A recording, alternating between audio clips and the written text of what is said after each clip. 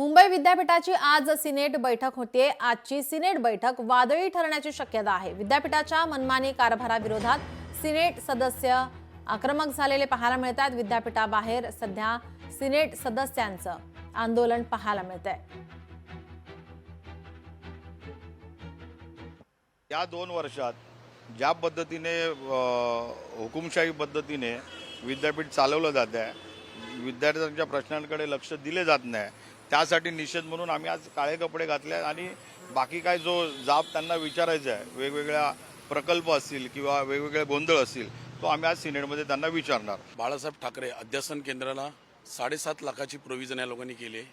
अण्णाभाऊ साठे यांच्या अध्यासन केंद्राला 8.5 लाखाची प्रोव्हिजन केली आहे आणि बाळ आपटे अध्यासन केंद्राला 29 कोटी 50 लाखाची प्रोव्हिजन केली आहे।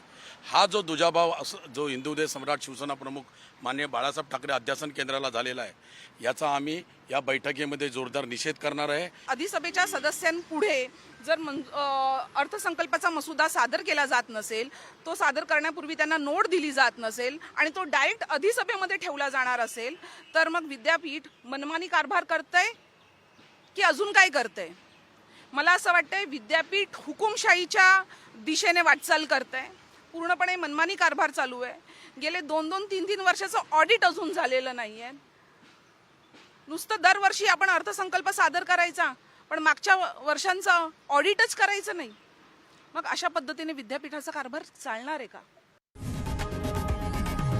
लोकशाही मराठी ऐका, पहा, जागरूक रहा।